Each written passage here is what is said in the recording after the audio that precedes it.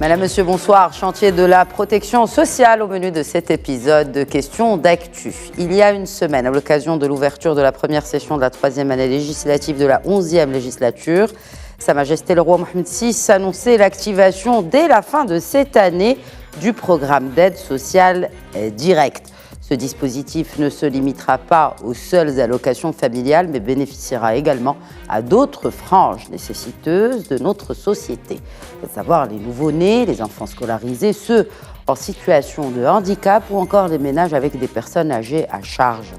Le registre social unifié, ou le RSU, est sans doute l'outil principal pour le déploiement de ce chantier de la protection sociale.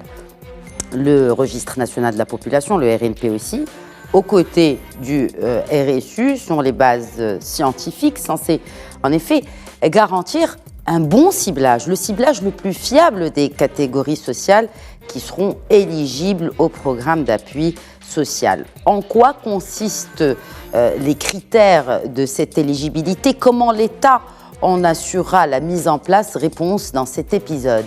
Le ciblage est somme toute le nerf de la guerre, car pour les familles vulnérables qui ont besoin d'un soutien de l'État, le principal critère pour l'obtention de ces aides sera le rating, donc ils seront notés, qui sera obtenu par le ménage au niveau du RSU.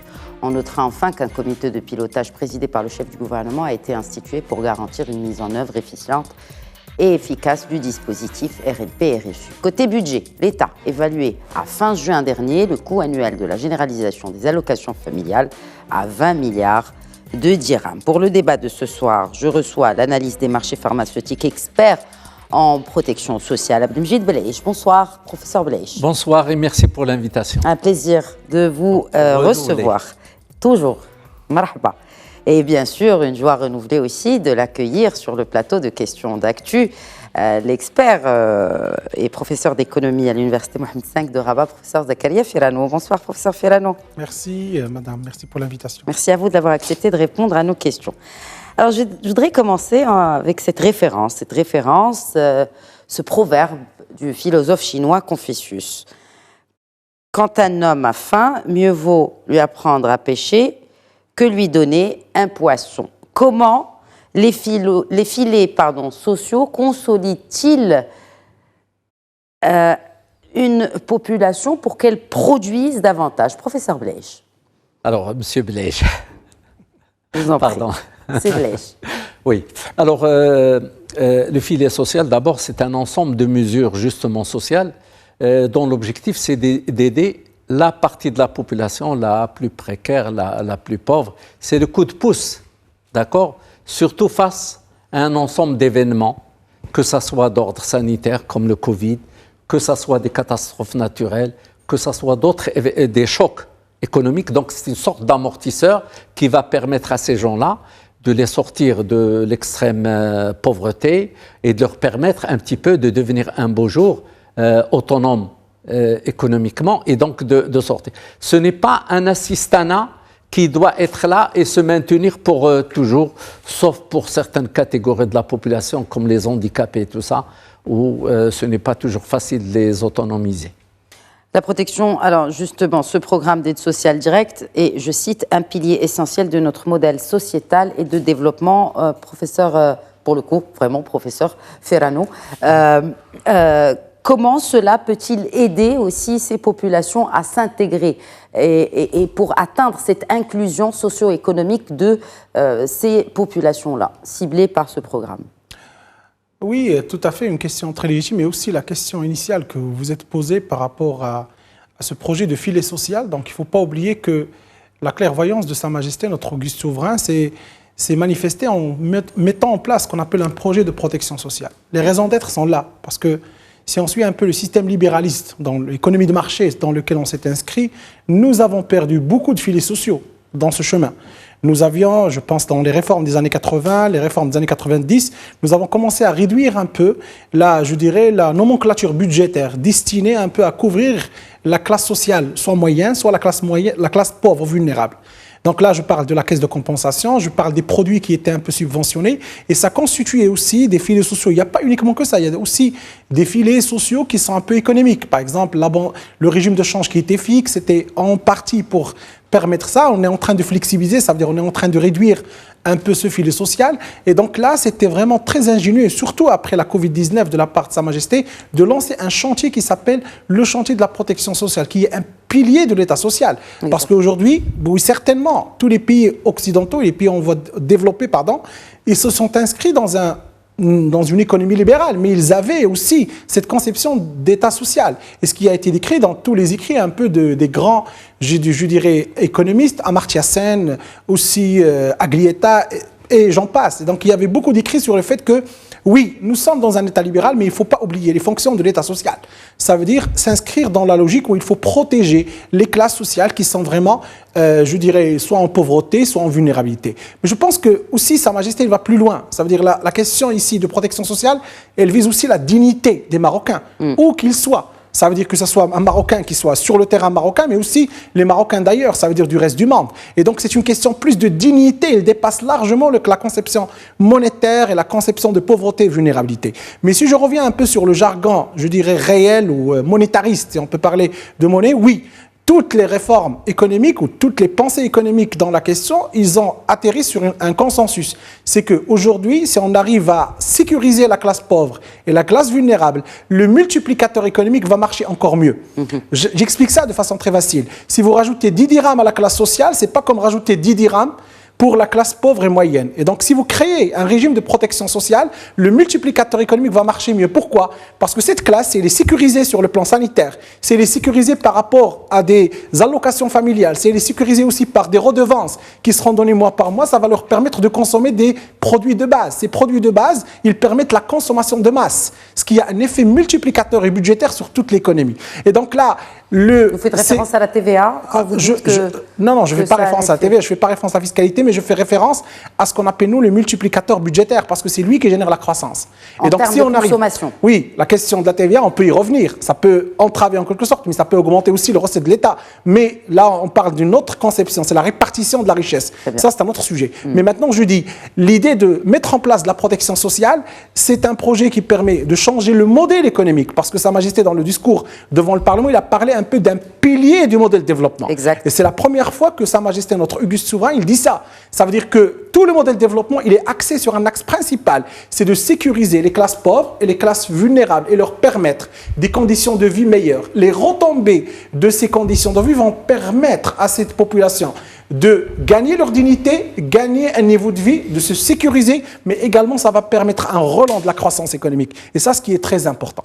Alors, oui, je dirais, à contrario, tout ce qui est exclusion est contre la cohésion sociale et les génératrices de violence, de criminalité, de terrorisme et des choses comme ça. Donc il est important quand on pense cohésion sociale et automatiquement ces filets vont jouer un rôle fondamental. Et en plus, le rôle qu'ils vont jouer au niveau de l'enseignement pour permettre un accès équitable pour tous les Marocains à un enseignement, et je vais revenir sur ce point tout à l'heure, pour ce qui est des conditions à mettre pour bénéficier des aides, parce que dans d'autres pays qui ont l'expérience de filet, c'est toujours conditionné à un certain nombre de conditions. On vous dit, on vous aide à condition, les enfants, il faut qu'ils soient scolarisés. Mais là, on le voit parce que parmi les catégories que cible ce programme, il y a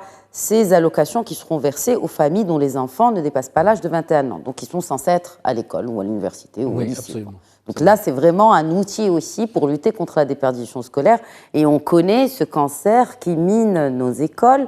Les chiffres sont là, sont effarants. On a la moitié des lycéens qui ne finissent pas le cursus jusqu'au baccalauréat. Bref, donc l'État va vous aider. Enfin, c'est ça en fait. Oui. L'État va vous aider pour que vos enfants puissent aller à l'école. Pour qu'ils soient soignés et aller à l'école. Et éviter aussi de marier les filles très jeunes. Il faut qu'elles aillent à l'école et non pas être mariées à l'âge de 12 ou 13 ans. Donc il y a la possibilité à travers ça d'avoir d'autres impacts sociétaux qui sont très intéressants. Et tous les pays qui ont mis en place des filets sociaux ont mis en place ces conditions. Mmh. Alors,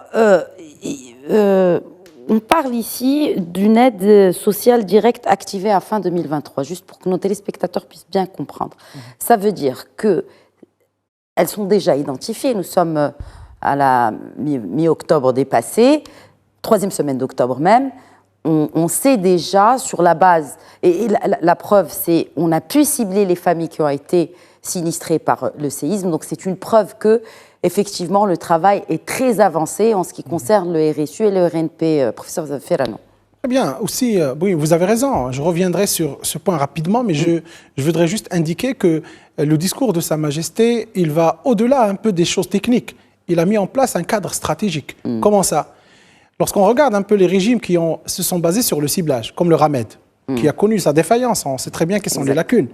Maintenant, quelles sont les leçons ou les enseignements qui sortent le système du Ramed ? Il y a 3 piliers qu'il faut vraiment régler maintenant pour garder la pérennité du programme de protection sociale. C'est ce qui a été cité dans le discours de Sa Majesté. 1, le ciblage. Il faut une politique de ciblage efficace. Exact. D'accord ? 2, le financement. Il faut un financement qui soit périn et soutenable sur le long terme.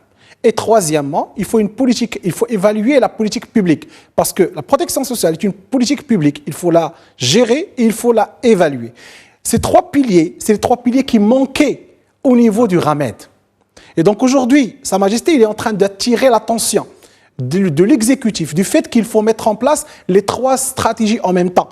Il faudra avoir une politique de ciblage dont vous avez parlé, et je pense que le travail a commencé pas aujourd'hui, ça fait des années, je pense, 4 ou 5 années que le ministère de l'Intérieur, avec les parties prenantes, il travaille sur le ciblage. C'était du temps du gouvernement Le Hetmani. Je sais. Voilà. Donc c'est après un... Voilà, tout à fait. Juste pour rappel pour nos téléspectateurs. Donc il y a des années qu'on a commencé le travail sur le RSU pour pouvoir mettre en place un mécanisme de ciblage qui soit efficace. Là, il y a tout un débat sur les mécanismes qu'on peut avoir. Mais dans le monde, il n'y a que 3 mécanismes de ciblage. Le Maroc, on a choisi un. Lequel ? D'accord, c'est ce dont vous avez parlé, celui basé sur le rating ou sur le scoring. Qu'est-ce que c'est justement ? Voilà, le scoring, c'est par rapport... Les gens doivent comprendre. Parce que, est-ce que ça veut dire que, par exemple, si une famille a une maison, elle n'est pas éligible à...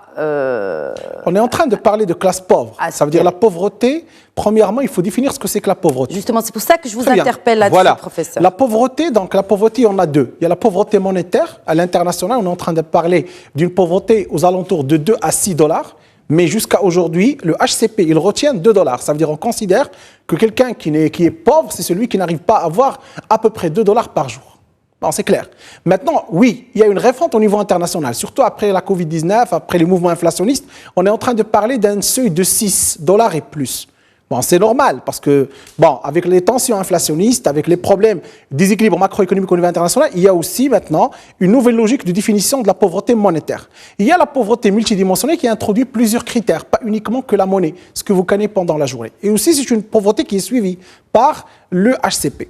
Maintenant, moi je crois que dans le RSU, on a retenu plus de sévérité. Ça veut dire qu'on cherche à avoir la population qui est vraiment la plus précaire, la plus pauvre. Ça veut dire qu'on retient un peu la pauvreté monétaire.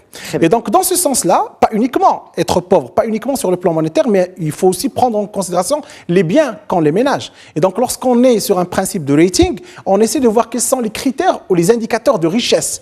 Attention, on est en train de chercher les mécanismes de richesse. On n'est pas en train de chercher les mécanismes de pauvreté. Et déjà, on parlait de 3 modèles dans le monde. Il y en a ceux qui cherchent les pauvres, il y en a ceux qui cherchent les riches. On est aujourd'hui dans le mécanisme de chercher ceux qui sont dans l'exclusion du modèle et non pas dans l'inclusion du modèle. D'accord ? Et donc, ce mécanisme de rating va nous permettre de savoir est-ce que vraiment vous méritez le de l'État, ça veut dire si vous avez des biens en location, si vous avez des terrains, si vous avez un revenu, vous n'avez pas le droit. Bon, c'est légitime. Hein ? Par exemple, quelqu'un qui travaille n'a pas le droit d'avoir une indemnité pour être aidé. Oui, il pourra bénéficier d'autres régimes, mais pas celui de la protection pour les gens qui sont pauvres ou les gens qui sont vulnérables. Deuxièmement, donc j'ai parlé du ciblage et donc qui a été précisé par Sa Majesté notre Auguste Souverain, donc lors de la réunion de l'ouverture, l'inauguration au niveau du Parlement, c'est que il suffit pas d'avoir les 3 catégories ou les 3 dimensions, ciblage, financement et aussi évaluation de la politique publique.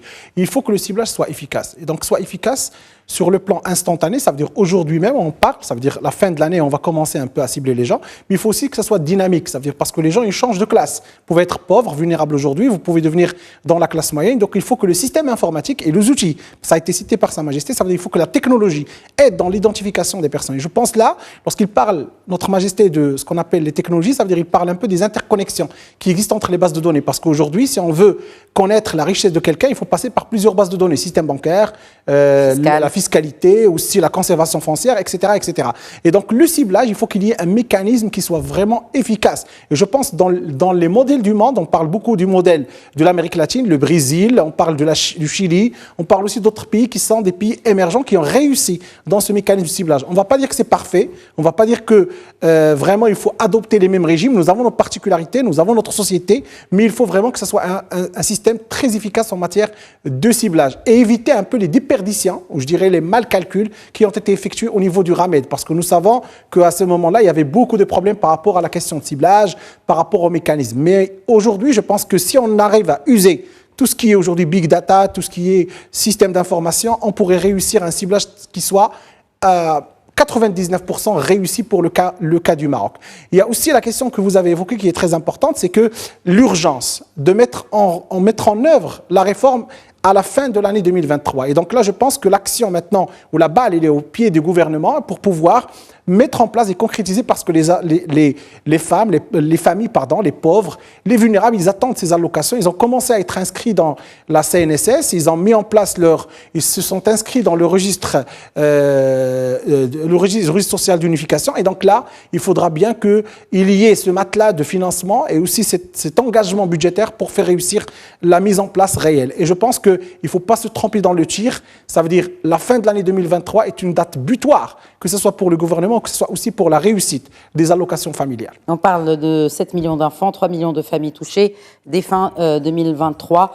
Peut-être que ces aides directes, après ces chiffres-là, pourraient être revus à la hausse après ce discours de Sa Majesté le Roi Mohammed VI à l'occasion de l'ouverture de la session de l'automne du Parlement cible. Et je voudrais juste vous interpeller, vous vouliez peut-être rebondir, mais vous interpeller justement sur la généralisation de l'AMO, l'expérience de cette généralisation de l'AMO, comment elle pourrait aider aussi dans la réussite du déploiement de ces aides directes.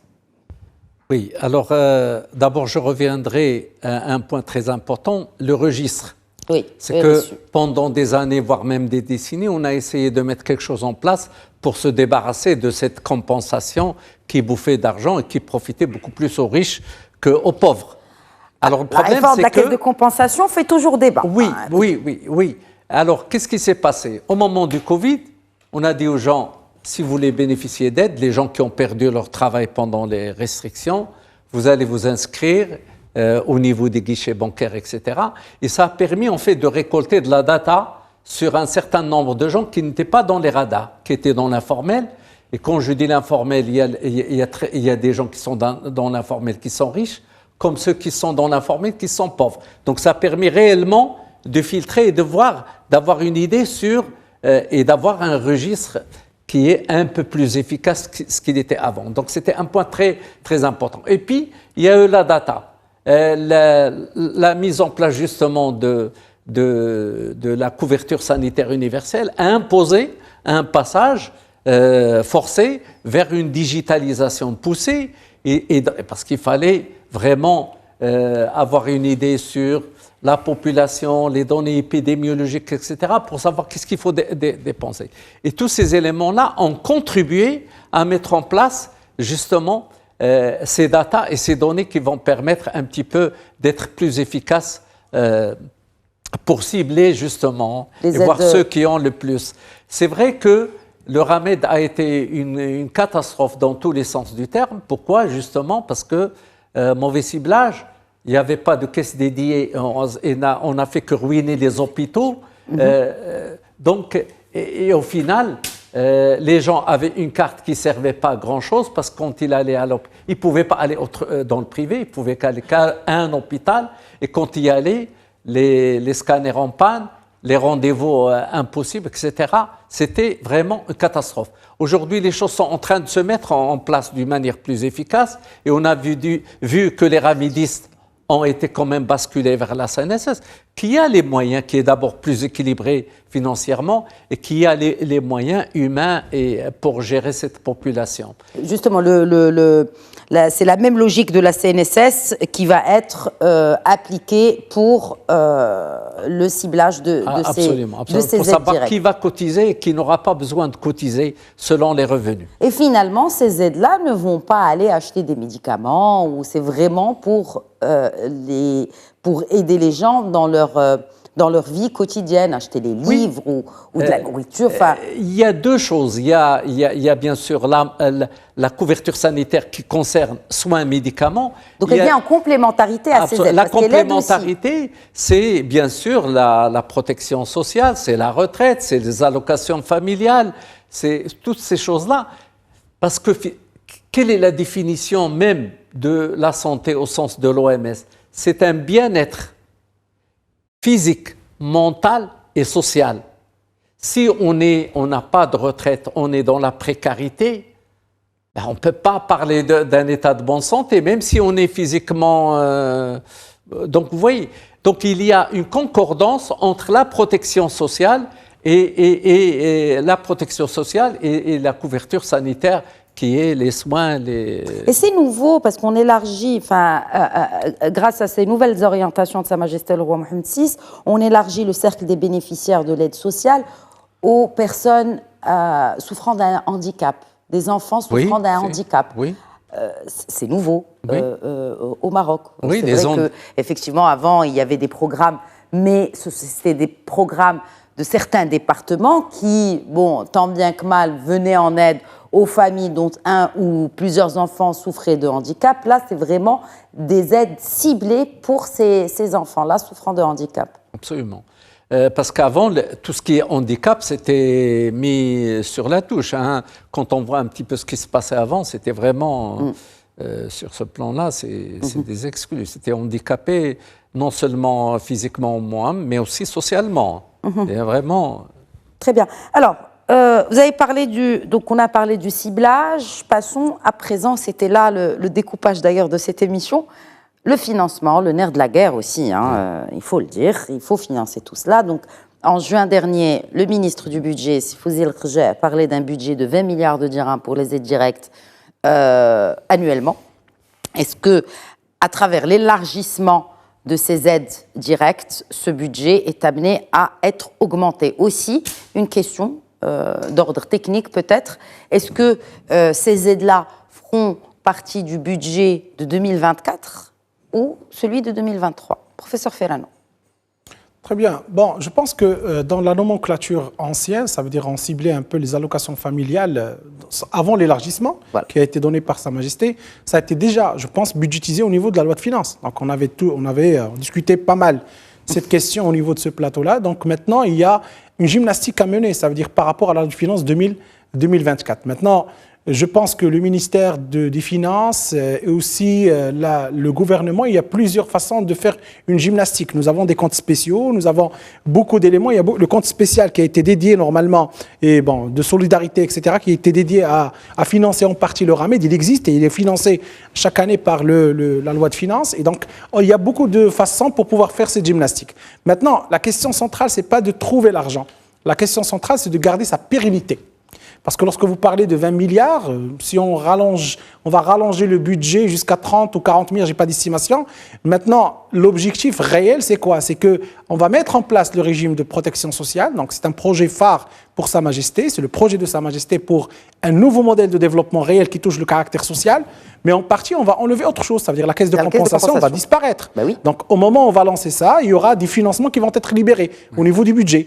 Deuxièmement, il ne faut pas oublier, vous l'avez dit tout à l'heure, c'est que si vous augmentez le niveau de consommation des ménages, si vous augmentez le revenu, ça va générer aussi de la consommation, ça va générer de la croissance, ça va permettre d'avoir des ressources nouvelles, soit en termes de production, soit en termes de fiscalité. Donc, ce qui va donner à l'État aussi un matelas de liquidité ou de budget qui va leur permettre de donner lieu à ce qu'on appelle ces indemnisations qui vont venir. N'oublions pas aussi que dans le discours de Sa Majesté, il a parlé de gradualité. Ça veut dire qu'on ne va pas partir de façon vraiment où à la fin de l'année, on va donner à tout le monde à 100%.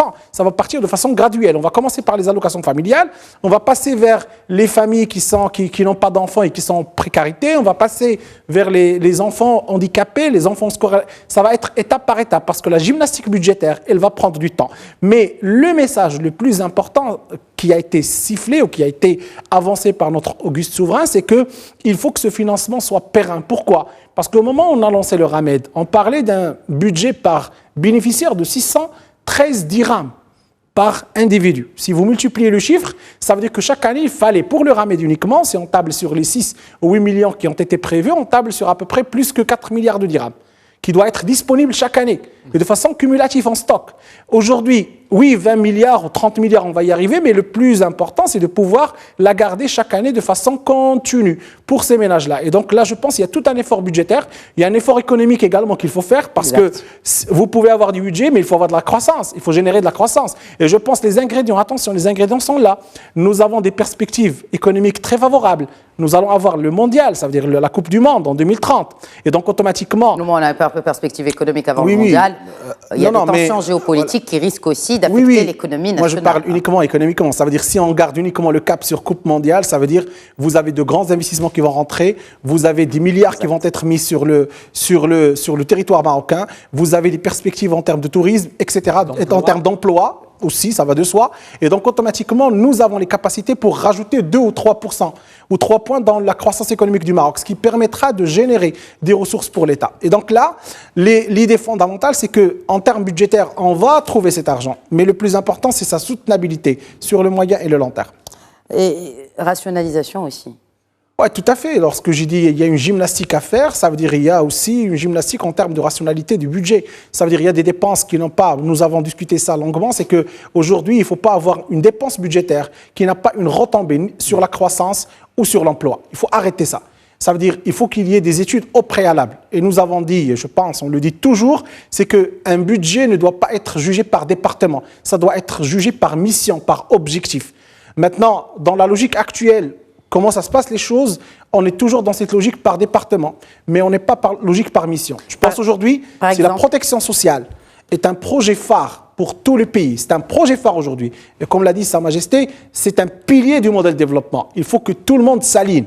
Il faut que les investissements dans les écoles prennent en considération la protection sociale. Il faut que l'investissement dans l'infrastructure des routes prenne en considération la protection sociale. Toute l'action de l'État doit prendre en considération la protection sociale. Sinon, on ne parle pas d'État social. Sinon, il faut redéfinir ce que c'est que l'État social.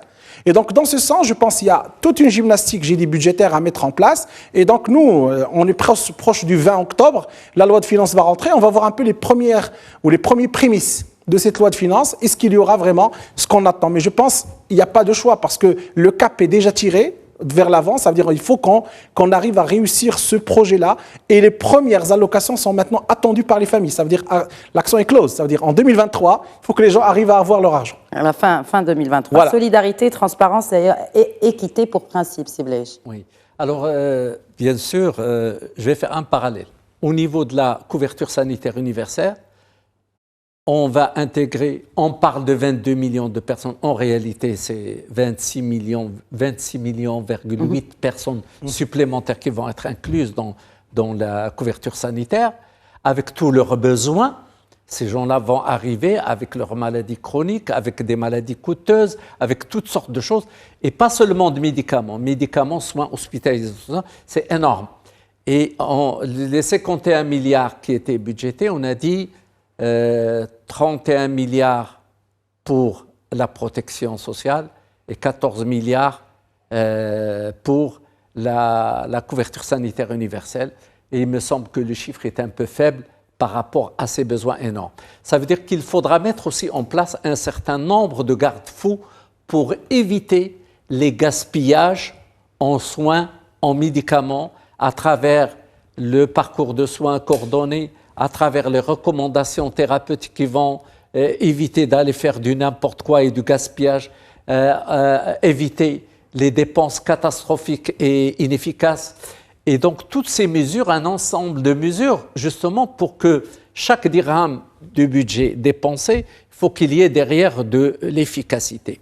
Donc, ça, c'est très important dans le cadre de la couverture sanitaire universelle. Et je vais revenir vers un autre point. On parle du registre. Le registre va permettre de mieux identifier, de faire entrer en quelque sorte dans les radars tous ces gens-là qui étaient dans le circuit informel, qui n'étaient pas dans le radar avant. Et en termes de fiscalité, ça va permettre d'identifier et de permettre à beaucoup de gens qui aujourd'hui ne payent pas d'impôts, alors qu'ils gagnent pas mal d'argent, de pouvoir aussi contribuer fiscalement et donc avoir aussi peut-être plus de rentrée d'argent. D'élargir cette assiette fiscale enfin. Voilà, absolument. Encore faut-il intégrer cet informel dans le circuit formel, et c'est un autre débat, ce n'est pas notre débat ce soir. Alors, vous avez parlé aussi du troisième pilier, évaluation. Et aussi, avant qu'on parle d'évaluation, et pour citer les termes utilisés par le souverain dans son discours de vendredi dernier, je cite, « La mise en œuvre de ce programme doit être un modèle de réussite et devra de ce fait être adossée au système de ciblage. Dans ce cadre, nous insistons sur le strict respect des principes de solidarité, de transparence et d'équité dans l'attribution de l'aide, notamment au profit de celles et de ceux qui le méritent. » Fin de citation. La gouvernance aussi. Enfin, avant de parler d'évaluation, il y a une gouvernance dans la mise en place et dans le déploiement de ce chantier qui touche, encore une fois, on parle de 3 millions de familles au minimum. C'est ce que j'ai dit tout à l'heure, c'est que Sa Majesté, il a touché les 3 piliers. Ça veut dire, aujourd'hui, ou je dirais normalement, après avoir écouté le discours, je pense que les choses sont claires. Vous voulez une protection sociale qui va réussir, il faut que vous ayez une politique de ciblage efficace, il faut qu'il y ait un régime de financement qui soit adapté et périn pour la réussite de la politique. Et finalement, vous allez avoir ce qu'on appelle une évaluation de cette politique sociale et aussi sa gouvernance. Maintenant, sur la question de gouvernance, donc, je crois qu'il ne faut pas répéter les fautes du passé. Donc on connaît l'ANAM. Donc l'ANAM, normalement, avec la mise en place de la couverture sanitaire universelle, et avec aussi toute l'introduction du RAMED, etc., elle devait normalement gérer de façon de proximité ce régime, ce qui n'était pas le cas. Ça veut dire l'ANAM, finalement, il s'est réduit à créer ce qu'on appelle les cartes. Donc finalement, c'est comme si vous étiez devant un guichet. Mais en fait, la gestion autonome du régime n'a pas eu lieu. Et donc là, les enseignements qui sortent, je pense que Sa Majesté, il a vu de façon un peu prospective la question, c'est qu'il faut mettre en place tous les mécanismes qui vont permettre d'évaluer cette politique qui est la politique de la protection sociale, qui est une politique de développement. Maintenant, nous savons, ça veut dire en matière d'évaluation des politiques publiques, c'est qu'une politique publique, il faut voir son impact sur qui? Sur le citoyen. Ça veut dire, nous allons débourser de l'argent pour les familles qui sont précaires, qui sont en pauvreté, en vulnérabilité. Nous allons aider, je dirais, les enfants qui sont en âge de scolarité. Nous allons aider les enfants qui sont en handicap, ou aussi nous allons aider les familles qui n'ont pas d'enfants mais qui sont en pauvreté. Tout ça, c'est bien. Mais maintenant, c'est quoi les retombées de cette politique sur les indicateurs de développement humain? Parce que finalement, c'est ce qui est très important. Et je rappelle que parmi les idées qui ont été dans la lettre qui a été adressée à la réunion de la Banque mondiale et du FMI, c'est que Sa Majesté, il a dit de façon claire que toutes les politiques économiques qui ont été conduites depuis 1999, depuis la prise du règne de ses ancêtres, l'objectif, c'était le développement humain. Exact. Et donc, automatiquement, nous allons mettre en place cette politique de protection sociale, mais il faut avoir des indicateurs qui vont nous permettre de savoir quelles sont les retombées sur les indicateurs de développement humain. Je parle du chômage, je parle du taux de pauvreté, je parle aussi des indicateurs de cohésion sociale, je parle aussi des indicateurs de climat social, je parle aussi de la corruption, je parle de plusieurs problèmes qui sont en lien avec le régime de protection sociale. Et encore plus, il faut avoir des indicateurs de bien-être. Il faut aujourd'hui poser la question aux Marocains, est-ce que vous vivez dans un bien-être? Est-ce que vous êtes heureux de vivre dans un régime social? On doit oser de faire ça. Il y a des pays qui se posent cette question. Il y a des pays où vous avez des ministères pour la joie uniquement. Et donc là, du bonheur, voilà. Et donc là, il faut se poser la question sur l'impact de cette politique sociale sur le développement humain et sur le développement économique. Et donc là, c'est l'idée fondamentale qui a été soulevée par le discours de Sa Majesté, c'est qu'il faut mettre en place des organes de gouvernance, des organes qui vont faire la gestion et qui vont faire le suivi et l'évaluation. et avoir un tableau de bord qui va nous dire est-ce que nous avons réussi, oui ou non, cette politique, est-ce que nous avons ramené ces gens de la précarité, de la pauvreté, de la vulnérabilité vers la classe sociale, parce que c'est ça le plus important. L'objectif de toute cette politique, pour le dire, je vais le dire de façon un peu théorique, l'objectif c'est de sortir du consensus de Washington. Le consensus de Washington croyait que si on allait dans une économie de marché, si on arrivait à avoir des profits, les entreprises en profitent, on allait avoir un développement humain. C'est faux aujourd'hui. Aujourd'hui, il faut avoir un État social, il faut avoir de la protection sociale, ce qui garantit la stabilité économique et aussi la stabilité sociale d'un pays. Alors, ce qui est intéressant, d'ailleurs, et justement, on parle de mobiliser 4500 agents dans les centres de services aux citoyens, 400 agents dans les provinces. Tout cela, il s'agit de ces mécanismes de suivi pour que ce programme-là soit déployé de la manière la plus efficiente, optimale et surtout transparente. Et c'est l'équité qui compte après et avant tout. Alors, vous avez parlé d'éléments de développement humain. Un peu plus tôt cette semaine, mardi, Sa Majesté le Roi a présidé une réunion qui a eu pour ordre du jour l'aide à l'accès au logement. Et il s'agit là d'aides, encore une fois, directes, qui seront versées pour les personnes désirant acquérir leurs biens immobiliers pour la première fois. Et là, on parle d'aides quand même conséquentes. On parle d'une aide de 100 000 dirhams pour les logements dont le prix ne dépasse pas 300 000 dirhams. C'est le tiers au minimum. Oui. Et 70 000 dirhams pour les logements de 300 000 à 700 000 dirhams. Donc là, c'est un nouveau programme. Et là, on sent vraiment qu'il y a une volonté forte d'appuyer ce développement humain, de mettre en place un socle social, socio-économique pour donner ce coup de pouce à cette classe moyenne marocaine, professeur Ferrano. Tout à fait. Maintenant, la classe sociale moyenne au Maroc, nous avons vu qu'elle a reçu beaucoup de chocs. Surtout après la Covid-19, donc nous avons les tensions inflationnistes, la question de revenus, mais n'oublions pas aussi que cette classe sociale, c'est un peu, je dirais, le filet de sécurité pour toutes les autres classes, parce que c'est elle qui permet un peu la concordance entre la classe supérieure et la classe inférieure. Il ne faut pas l'oublier, donc les évaluations qui ont été faites pour la classe sociale, on est en train de parler de 21 millions d'individus. C'est très important pour le Maroc. Ça veut dire si la classe sociale va bien, c'est à peu près toute la population marocaine qui va bien. Et aussi la classe pauvre, parce qu'il y a des externalités positives en bas, ça veut dire la classe moyenne, lorsqu'il vit bien, elle peut ramener avec elle la classe pauvre et la classe vulnérable. C'est des externalités positives. Et donc, automatiquement, lorsque vous aidez le secteur de logement, l'acquisition d'un logement principal pour cette classe de société, vous êtes en train, premièrement, d'alléger la facture des ménages, parce que généralement, statistiquement, la facture un peu du loyer ou du logement, ça représente à peu près entre 30 et 40%, sont les indicateurs du HCP en termes d'inflation.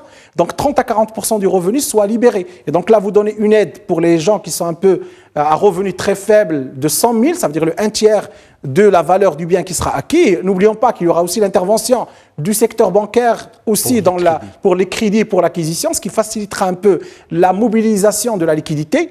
Et vous avez une aide qui va être donnée de 70 000 dirhams pour la classe qui est, je dirais, la classe moyenne ou celle qui est entre la classe médiane et la classe pauvre, si on peut dire ça de façon plus statistique. Et donc, dans ce sens, je termine rapidement, dans ce sens, l'objectif, c'est pas uniquement économique, parce que économiquement, le secteur de la construction et du BTP, ça représente 25% du PIB. Ça, c'est très important. Surtout. Voilà. Ça a été cité dans le communiqué du cabinet royal. Oui. Et donc, ce secteur-là, si vous arrivez à attirer soit l'offre et la demande, et là, c'est une action sur l'offre et la demande en même temps. Et donc, si vous attirez, vous stimulez l'offre et la demande, vous êtes en train de donner un autre élan à ce secteur, parce qu'il a berné un peu durant les dernières années. Nous avons vu les indices des prix qui sont communiqués par la BECAM, par aussi... Pas que ça, c'est une question d'offre et de demande Voilà, aussi, c'est ce que j'ai dit. Parce que l'offre qui est proposée ne correspond plus à cette classe moyenne. Ça, c'est en termes de qualité, voilà. Et en termes de prix. Mais j'ai dit que là, les indicateurs, ils donnaient un peu un état un peu morose par rapport à la situation de l'offre et la demande sur le secteur de l'immobilier. Donc là, vous êtes en train de relancer ce secteur qui est très important. C'est une locomotive de toutes les économies, pas uniquement le Maroc. Et deuxièmement, il y a le caractère social. Ça veut dire, si vous aidez cette population qui est la classe sociale, c'est que vous avez, dans le discours au Parlement, vous avez donné un élan de liquidité pour la classe pauvre et vulnérable. Aujourd'hui, vous êtes en train d'aider la classe sociale moyenne. Donc tout ça va permettre d'élargir la masse de la classe sociale et donner plus de, je dirais, un souffle après la crise inflationniste et après tout ce qui est, je dirais, qui a touché un peu le pouvoir d'achat de ces catégories moyennes et pauvres. Exactement. Alors, et surtout celles qui ont aussi basculé dans la vulnérabilité. Il y en a beaucoup. 1 million selon, tout à fait, selon le HCP. Le HCP, mais alhamdoulilah que le taureau est pris par les cornes vite. Tout à fait. Pour refaire basculer cette situation malheureuse. Siblech, bien sûr. Alors, ce que je voudrais dire, c'est qu'il me semble que ces aides n'ont rien à voir avec des aides qui sont prévues pour la région des Haouss et les gens qui ont vu leur maison s'écrouler. Il me semble que c'est deux choses différentes. Oui, donc ça, c'est général, ça concerne tous les Marocains, mais qu'à côté, les gens qui ont perdu leur maison dans le tremblement de terre du Haouss, c'est des aides un peu plus... c'est autre chose. Oui, ce sont des aides directes, en effet. Directes, absolument. Alors, juste un dernier mot, messieurs, si vous le permettez. Je pense qu'on va avoir un PLF très différent de celui qui a été présent, enfin, dont les contours ont été présentés en août dernier. Il y a beaucoup de choses, je pense, qui vont un peu, je ne dirais pas chambouler, mais changer un peu la conception de la loi de finances. Il y a un élément aussi très important que je pense, il est d'actualité de prendre en considération aujourd'hui, c'est qu'il faut introduire la logique d'un budget catastrophe. Nous nous sommes passés, durant les 3 ou 4 années d'affilée, nous avions la Covid, nous avions la crise géopolitique qui était au niveau de l'Ukraine, la Russie, nous avions une crise inflationniste, nous avions également le séisme, la Covid-19 avant, le séisme. Là, on commence à voir que les catastrophes vont prendre une certaine, je ne dirais pas régularité, mais il devient de plus en plus fréquent de les avoir. Mais il y a un fonds pour les catastrophes. Je sais, il est mobilisé déjà, mais il faut que la loi de finances devienne aussi une loi de finances qui introduit ce qu'on appelle un budget catastrophe. Et c'est une logique qui est en train d'être débattue au niveau de l'OCDE, au niveau des pays développés, pour que la loi de finances soit encore plus flexible, pour prendre en considération ces situations de catastrophe. Même si la probabilité de survenance est très faible. Mais il y a des questionnements qui se posent aujourd'hui sur ces situations-là, parce que, tout à l'heure, vous m'avez posé la question. On a tablé dans la loi de finances 2023 sur les aides familiaux. Maintenant, ils sont élargis. Et donc, on doit concrétiser à la fin de l'année. Donc, la logique même de voir la loi de finances en situation catastrophique, en situation de changement de paradigme, il faut la revoir. Et je pense là, on a largement discuté la loi de finances avec la conception traditionnelle qu'on a, de façon départementale, elle est un peu à revoir et à revisiter. Il y a aussi l'histoire de la TVA qui va être ramenée à zéro pour un certain nombre de produits essentiels pour la population, dont les médicaments. Ceux qui sont aujourd'hui à 7% vont passer à 0%. C'est une bonne chose selon vous? Oui, c'est une bonne chose, mais derrière, il faut qu'il y ait un travail pour que les industriels qui, eux, achètent les biens et les services à 20% de TVA, quand ils vendent à 0%, il faut trouver la possibilité de restitution de façon, et notamment pour les investissements aussi. Exact, exact. Merci beaucoup, Abdelmjid Blaïch. Merci d'avoir participé au débat ce soir. Merci. C'était un plaisir. Marhaba à vous également, Zakaria Ferrano. Merci pour votre participation et d'avoir enrichi ce débat. Merci à vous pour votre fidélité à Questions d'Actu. Très bonne soirée à tous.